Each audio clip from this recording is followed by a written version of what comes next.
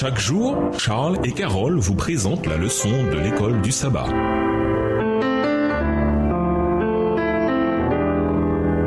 Bienvenue dans votre émission. Dieu nous parle. Nous voilà à la leçon 3. La lumière brille dans les ténèbres. Étude de la semaine, Jean 8, le verset 44, Proverbe 23, le verset 23, Acte 20, les versets 27 à 30, 2 Thessaloniciens 2, les versets 7 à 12, Psaume 119, les versets 105, 116, 130, 133 et 160, Proverbe 16, verset 25 et 2 Corinthiens 4, les versets 3 à 6. Verset à mémoriser. Jésus leur dit, « La lumière est encore parmi vous pour un peu de temps. Marchez pendant que vous avez la lumière, pour que les ténèbres ne vous surprennent pas. Celui qui marche dans les ténèbres ne sait pas où il va. » Jean 12, verset 35. Dans le dernier livre de la Bible, l'Apocalypse, le diable est dépeint comme un dragon et un serpent. Apocalypse 12, verset 9. C'est un dragon car il souhaite détruire le peuple de Dieu et un serpent parce qu'il déploie tous ses mensonges trompeurs pour les perdre. Dans les années qui suivirent la résurrection du Christ, des milliers de gens furent condamnés à la torture, au lion et au bûcher par la Rome impériale car ils refusaient d'adorer cette divinité. Mais malgré les risques qu'ils couraient de subir de cruels châtiments, beaucoup restèrent fidèles. L'évangile continua à se diffuser et l'Église grandit.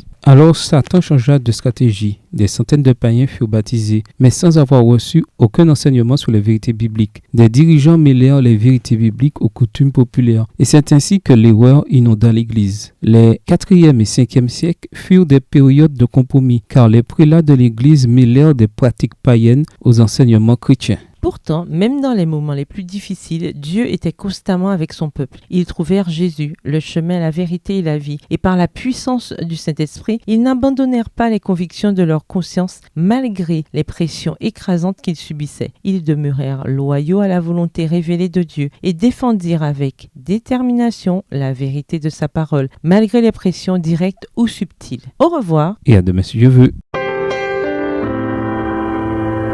Dieu nous parle. Chaque jour, Charles et Carole vous présentent la leçon de l'école du sabbat.